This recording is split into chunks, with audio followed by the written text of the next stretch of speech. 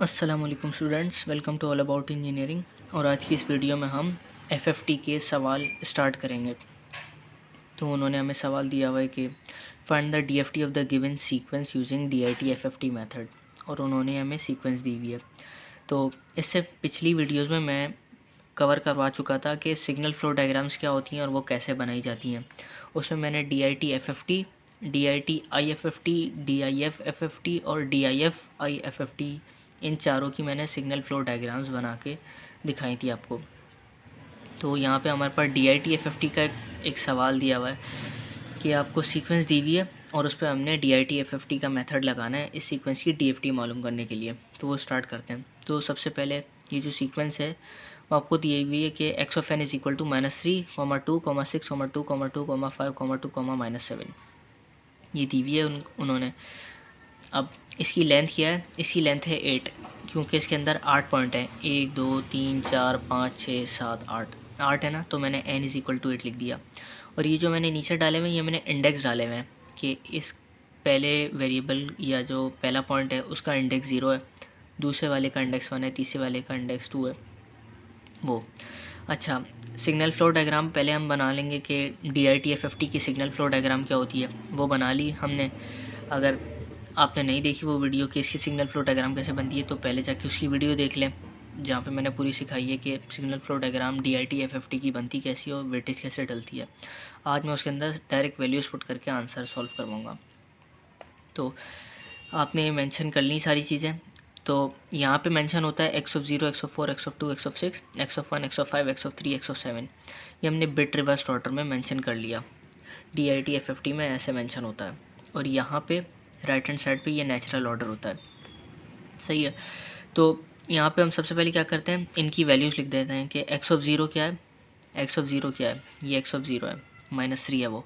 x of 0 की जगह हमने -3 डाल दिया। फिर है x of 4, x of 4 ये रहा। x of 4 की वैल्यू 2 है तो आपने उसकी जगह 2 लिख दी। इसी तरीके से x of 2 की वैल्यू 6 है तो आपने x of 2 की जगह 6 लिख दिया। x of 6 की वैल्यू क्या है?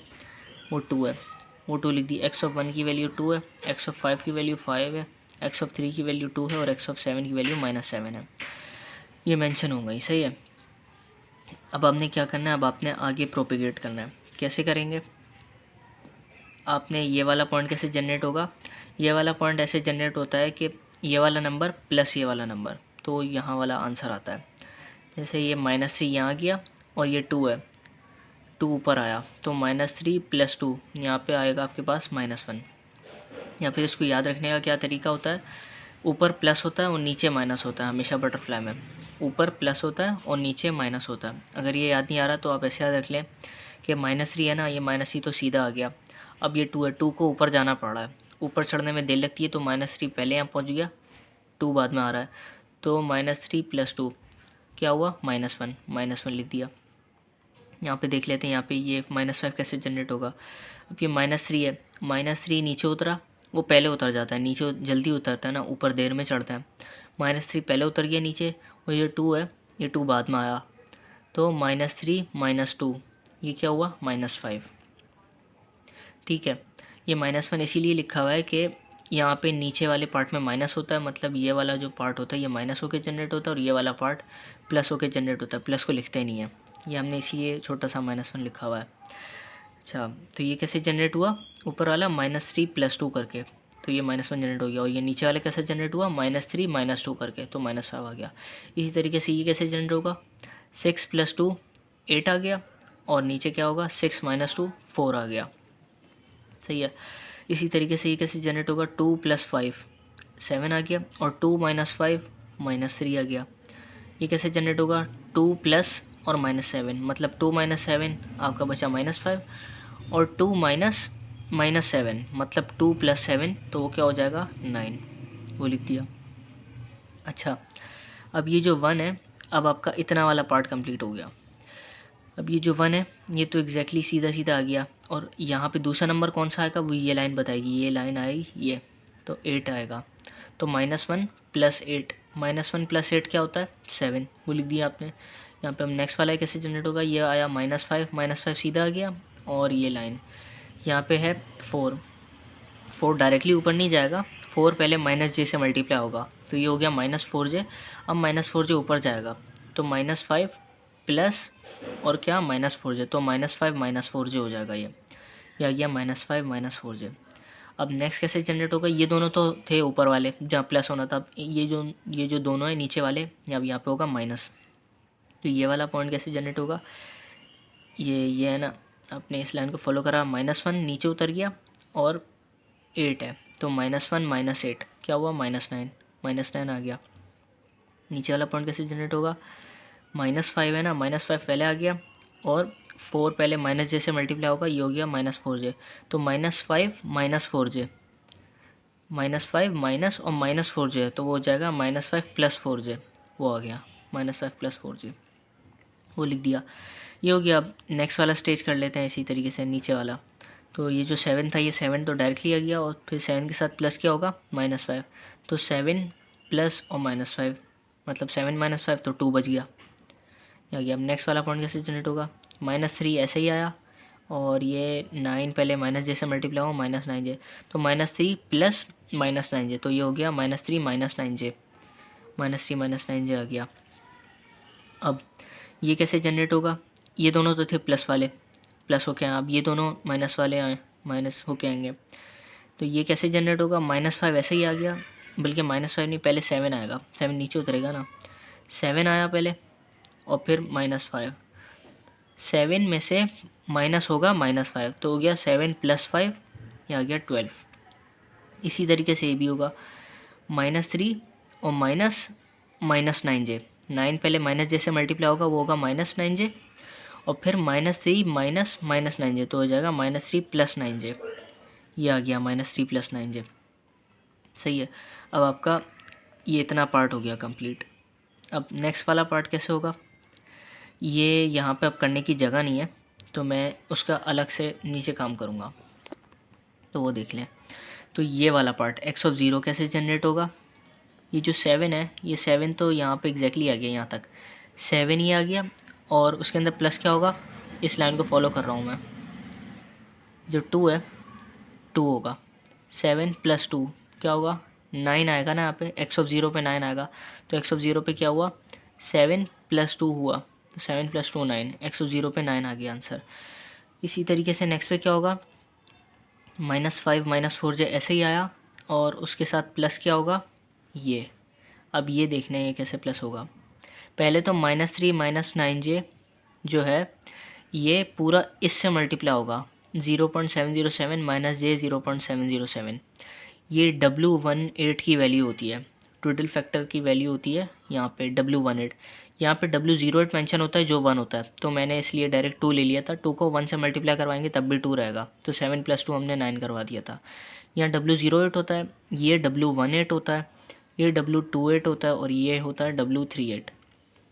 तो ये जो है ना -3 -9j, ये W18 से मल्टीप्लाई होगा और W18 की वैल्यू ये होती है 0.707 -j 0.707, तो वही करवाएंगे क्या, -5 -4j यहाँ पे आ गया और उसके अंदर प्लस होगा इन दोनों की मल्टीप्लिकेशन, तो कर देते हैं -5 -4j और उसके अंदर प्लस क्या होगा, ये दोनों पार्ट मल्टीप्लाई हुए हुए, -3 -9j मल्टीप्लाइड बाय 0.707 -j 0.707, ये इस पूरे को आप कैलकुलेट करें तो आपके पास आंसर आएगा x(1) पे ये -13.484 -8.242j, x(1) पे आपके पास ये आंसर आ गया।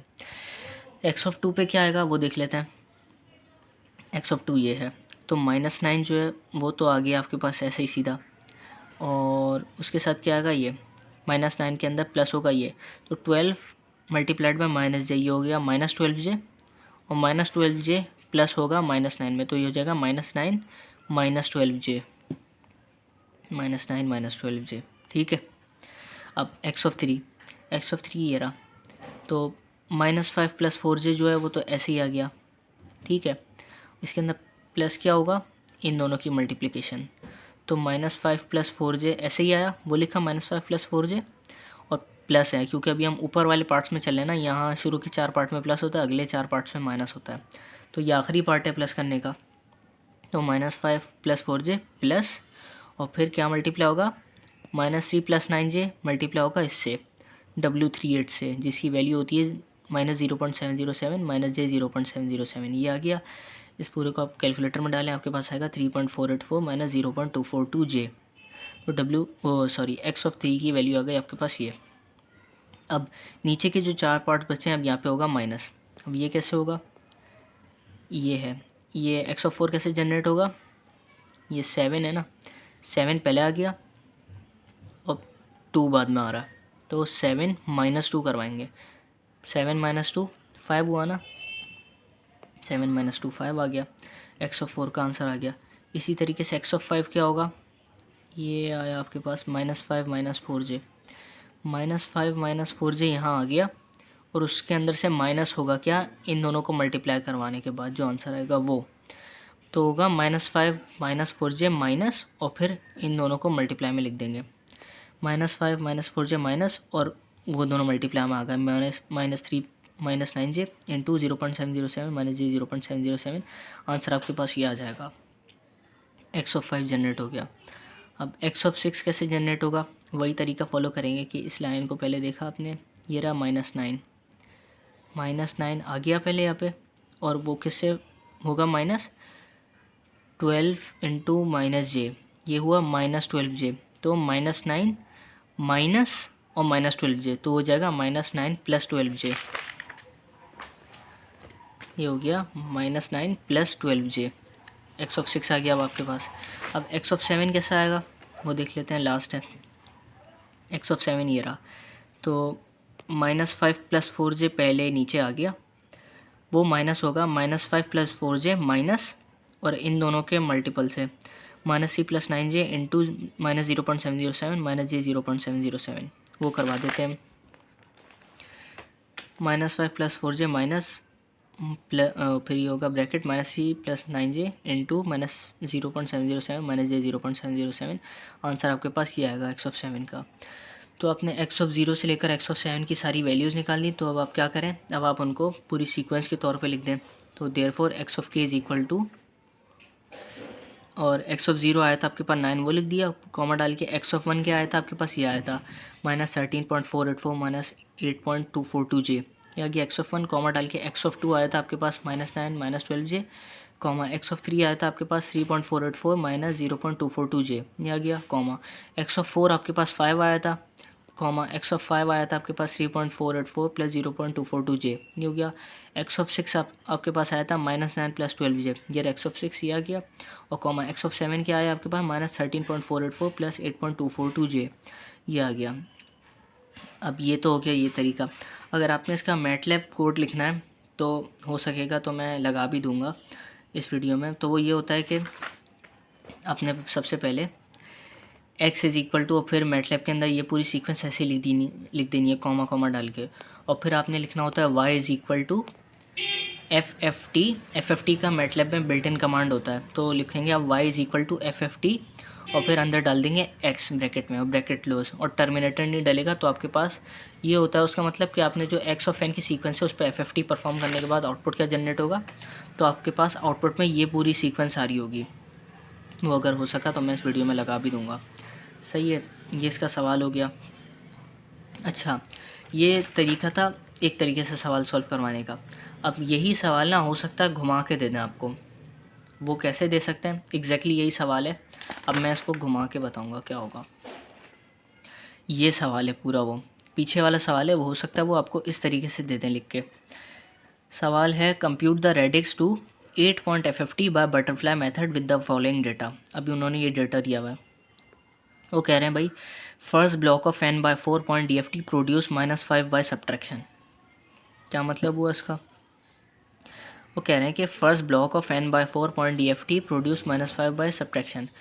ये जो n बाय 4 है ना, पहले तो उसको समझो, ये n बाय 4 क्या है, यहाँ पे हमने निकाल लिया था कि n इज़ इक्वल टू 8 है, इस सीक्वेंस की लेंथ 8 है ना, तो n इज़ इक्वल टू 8 हो गया। अब अगर मैं यहाँ पे n की वैल्यू 8 रखूँ तो क्या हो गया, first block of 8 by 4, 8 by 4 क्या होता है 2, first block of 2 point DFT produce -5 by subtraction. वो ये कह रहे हैं कि पहला ब्लॉक है ना जो 2 पॉइंट DFT का, उसने -5 प्रोड्यूस किया है सब्ट्रैक्शन से। इसका ये मतलब है, अब ये जो है ना, ये सवाल क्या डायग्राम बनाने वाला है, तो वो मैं ये रही वो मैं इससे बताऊँगा। वो कह रहे हैं कि पहला जो ब्लॉक था 2 पॉइंट का DFT का, उसने -5 प्रोड्यूस किया सब्ट्रैक्शन करने के बाद। DFT का जो पहला ब्लॉक है ना 2 पॉइंट वाला, ये 2 पॉइंट वाला ब्लॉक कहलाता है। ये 2 पॉइंट वाला ब्लॉक है, ये 2 पॉइंट है, ये 2 पॉइंट है, ये 2 पॉइंट है। ये 2 पॉइंट के ब्लॉक कहलाते हैं। ये कहलाता है 4 पॉइंट का ब्लॉक, ये कहलाता है 8 पॉइंट का ब्लॉक। सही है। तो सवाल में कह रहे हैं वो कि 2 पॉइंट के ब्लॉक ने -5 प्रोड्यूस किया सब्ट्रैक्शन पे। पहले ब्लॉक ने, पहला ब्लॉक 2 पॉइंट का, उसने -5 प्रोड्यूस किया सब्ट्रैक्शन पे। तो ये 4 ब्लॉक हैं। पहला ब्लॉक ये है 2 पॉइंट का, और उसने -5 प्रोड्यूस किया सब्ट्रैक्शन पे। अच्छा, ये पॉइंट कैसे जनरेट होता है? ये पॉइंट वैसे जनरेट होता है जब ये वाला और ये वाला ऐड होने के बाद ये बनता है। ये वाला पॉइंट और ये वाले पॉइंट को जब आप ऐड करवाते हैं तो ये पॉइंट बनता है ना, और ये वाले पॉइंट और ये वाले पॉइंट को सब्ट्रैक्ट करवाते हैं तो ये बनता है। तो वो जो कह रहे हैं ना कि शुरू के पहले n/4 के ब्लॉक ने प्रोड्यूस करवाया -5 बाय सब्ट्रैक्शन, तो सब्ट्रैक्शन से प्रोड्यूस होने वाला नंबर यहाँ लिखते हैं, तो -5 यहाँ लिखा जाएगा। ये अभी फिल कैसे हुई डायग्राम ये मैं बताऊँगा। -5 आ गया आपके पास यहाँ। अच्छा, नेक्स्ट क्या बोल रहे हैं वो आपको, दूसरी चीज़ कह रहे हैं आपको, सेकंड ब्लॉक ऑफ n/4 को आप 2 पढ़ लें। Second block of 2 point DFT produced 8 by addition. दूसरा जो पॉइंट है ना 2 पॉइंट DFT का, उसने जनरेट करा 8। दूसरे ब्लॉक ने 8 जनरेट करा एडिशन पे। दूसरा ब्लॉक ये रहा 2 पॉइंट DFT का, उसने एडिशन पे 8 जनरेट किया। एडिशन यहाँ पे होती है, सब्ट्रैक्शन यहाँ होती है। एडिशन पे दूसरे वाले ब्लॉक ने 8 जनरेट किया, तो हमने यहाँ पे 8 लिख दिया। अब third block of 2 point DFT produce 7 by addition. तीसरे ब्लॉक ने एडिशन पे 7 जनरेट किया। तीसरा ब्लॉक ये रहा, एडिशन यहाँ पे होती है, तो तीसरे ब्लॉक ने एडिशन पे 7 जनरेट किया, वो लिख दिया। Fourth block of 2 point DFT produce 9 by subtraction. चौथे ब्लॉक ने 9 प्रोड्यूस किया सब्ट्रैक्शन करने पे। चौथा ब्लॉक ये है, सब्ट्रैक्शन यहाँ पे होती है और उसने 9 जनरेट किया। सही है। अब आपने ये चीज़ें फिल कर दी। अब है एक और चीज़, एक चीज़ और आगे लिखी हुई है कि bit reversal DIT sequences are same, that is 2। मतलब इसका ये मतलब है कि जो सीक्वेंसेस बिट रिवर्स होती हैं ना, उन सब की वैल्यू एक ही है, जो 2 है। अच्छा, ये चीज़ जो है ना, ये जो आखिरी पॉइंट है, ये सबसे ज़्यादा कंफ्यूज करता है कि इसका मतलब क्या हुआ। इसका मतलब हुआ है जो सीक्वेंस आपकी बिट रिवर्स हुई है ना, उनकी वैल्यूज़ 2 हैं। अच्छा, अगर मैं आपको पीछे ले आके बताऊँ, पहले जो मैं 3 बिट की बिट रिवर्सल सीक्वेंस पढ़ा रहा था, तो नेचुरल सीक्वेंस ये थी और इसी पूरी सीक्वेंस की बिट रिवर्स सीक्वेंस ये बन गई थी। तो आपकी बिट्स कौन कौन सी रिवर्स हुई थी, तो उन पे मैंने लगा दिया टिक कि आपकी ये सीक्वेंस ये बिट रिवर्स हुई है। x(1) रिवर्स होके x(4) बन गया था, x(2) ही रहा था। सही है। x(3) रिवर्स होके x(6) बन गया था, x(4) रिवर्स होके x(1) बन गया था। x(5) रिवर्स नहीं हुआ था, x(6) रिवर्स होके x(3) हो गया था, और x(7) रिवर्स होके कुछ नहीं हुआ, वो x(7) ही रहा। तो बिट्स कौन कौन सी रिवर्स हुई हैं, x(4) रिवर्स हुआ है, x(6) रिवर्स हुआ है, x(1) रिवर्स हुआ है, और x(3) रिवर्स हुआ है। मतलब 1, 3, 4 और 6 ये बिट्स रिवर्स हुई हैं। नेचुरल ऑर्डर को जब आप रिवर्स करें तो फिर ये वाली बिट्स रिवर्स होती हैं। तो मैं वहाँ क्या बता रहा था, तो मैं ये बता रहा था कि 1, 3, 4, 6 जो बिट्स हैं वो रिवर्स हुई हैं। तो x(1), x(3), x(4) और x(6) इनकी वैल्यूज़ 2 होंगी। उस आखिरी पॉइंट का ये मतलब है। तो x(1), x(3), x(4) और x(6) इनकी वैल्यूज़ हैं 2। ठीक है, तो आपको पता चल गया कि ये 2 यहाँ पे कैसे जनरेट हुआ। ये मैंने ऐसे ही नहीं लिखे थे, वो आखिरी वाला पॉइंट यही बता रहा था कि जो बिट्स आपकी रिवर्स हुई है ना, उनकी वैल्यूज़ सेम है, और वो दी हुई थी कि उनकी वैल्यू है 2, वो लिख दी। तो x(1) 2 है, x(3) 2 है, x(4) 2 है, और x(6) 2 है, ये आ गई। अच्छा, अब बाकी की चीज़ें कैसे फिल करें, क्योंकि पहले ना ये जो लेफ़्ट वाला पार्ट है ना, ये फिल होना चाहिए पूरा, उसके बाद आगे प्रोपेगेट करेंगे। अगर ये पार्ट ही फिल नहीं हुआ ना, तो आगे वाला काम नहीं होगा। ये कैसे फिल होगा वो अब करके दिखाता हूँ मैं। ये वाला पार्ट, ये जो -5 है, ये कैसे जनरेट होता है, -5 कैसे जनरेट होता है। ये -5 ऐसे जनरेट होता है कि जब आप इस वाले नंबर से ये वाला नंबर निकाल दें तो -5 जनरेट होता है। मतलब वो कौन सा नंबर है जिसमें से 2 माइनस करें तो -5 बचता है। ठीक है, वो कौन सा नंबर है जिसमें से 2 माइनस करते हैं तो -5 बचता है? तो उसका जवाब है -3। -3 के अंदर से जब आप -2 करेंगे तो -5 बचता है। तो -3 -2 -5 बचेगा, तो यहाँ पे आएगा -3 -2 -5 आ गया। और जब ये जनरेट हो गया तो फिर यहाँ पे भी पता चल जाएगा। तो ये कैसे जनरेट होता है? -3 + 2 -3 + 2 क्या हुआ? -1। अच्छा, इसी तरीके से यहाँ पे क्या आएगा वो देखते हैं। अच्छा, कौन से नंबर के अंदर 2 प्लस करते हैं कि 8 बनता है? सही है, कौन से नंबर में 2 प्लस करते हैं कि 8 बनता है? इसका जवाब है 6। 6 + 2 तो 8 बनता है। 8 कहाँ लिखा हुआ है? प्लस वाली जगह पे लिखा हुआ है ना, तो हम इसलिए प्लस करवा रहे हैं इन दोनों को। तो 6 ऐसा नंबर है जिसके अंदर हम 2 प्लस करते हैं ना तो 8 बनता है। जब ये पता चल गया दोनों नंबर, तो ये भी जनरेट होएगा। तो 6 में से 2 जाएंगे तो यहाँ पे 4 आएगा। 4 आ गया। अच्छा, अब क्या होगा? ये 2 गिवन है, ये नहीं गिवन और यहाँ पे 7 गिवन है। तो 2 के अंदर क्या ऐड करते हैं कि 7 आ जाता है? 2 के अंदर क्या ऐड करते हैं कि 7 आता है? तो 2 के अंदर 5 ऐड करते हैं तो 7 आ जाता है। तो 2 + 5 7 हो गया। इसी तरीके से यहाँ पे क्या जनरेट होगा? 2 - 5, ये आया आपके पास 2 - 5, ये आ जाएगा आपके पास -3। ये हो गया। ठीक है, अब 9 कैसे आएगा यहाँ पे? और यहाँ पे 2 गिवन है, यहाँ पे क्या आएगा? तो 2 के अंदर 2 में से क्या माइनस करवाते हैं कि 9 बचे? 2 के अंदर से क्या माइनस करवाते हैं कि 9 बचे? तो इसका जवाब है -7। जब 2 के अंदर से आप -7 माइनस करवाएंगे, याद रहे कि 2 के अंदर से -7 माइनस करवाना है तो 9 बचेगा। तो ये क्या बोल रहा हूँ मैं कि 2 माइनस और -7 तब 9 बचता है। तो 2 + 7 9 हो जाएगा ना। तो 2 के अंदर जब आप -7 माइनस करवाते हैं तो 9 बचता है। और ये क्या होगा? 2 प्लस और -7, तो 2 - 7 क्या हो जाएगा? -5। आपका ये पार्ट पूरा जनरेट हो गया है। ये जनरेट हो गया तो आगे का तो क्वेश्चन वही है, सेम है एग्जैक्टली। ये जो सवाल अब बन गया है ना, ये वही है पीछे वाला, ये जो अभी हम सॉल्व करके आए हैं। हम अपनी वैल्यूज़ भी चेक कर लेते हैं। -3 2 6 2 -3 2 6 2 और नीचे की क्या है? 2 5 2 -7 2 5 2 -7। ये सही है। ये हमारी ये पार्ट सही जनरेट हुआ है तो ये भी पार्ट सही जनरेट हुआ है, तो आगे का भी वैसा ही जनरेट होगा पीछे की तरह। तो मैंने लिख भी दिया, the rest of the question is same as the previous question. तो बस यही थी आज की वीडियो में। बस मैं ये बताना चाह रहा था एंड में कि ये इस सवाल को जो हमने अभी देखा है उसका दूसरे तरीके से सवाल कैसे आ सकता है, बस ये मेंशन कर लें। बाकी वो चीज़ें कैलकुलेट कर लें कैसे आएंगी ये नंबर्स, तो आपके पास सवाल हो जाएगा कंप्लीट। बस यही था आज की वीडियो में। अगर आपको आज की वीडियो अच्छी लगी हो तो लाइक करें, शेयर करें, चैनल को सब्सक्राइब करें और दोस्तों के साथ वीडियोस को शेयर करें। जज़ाकल्लाह।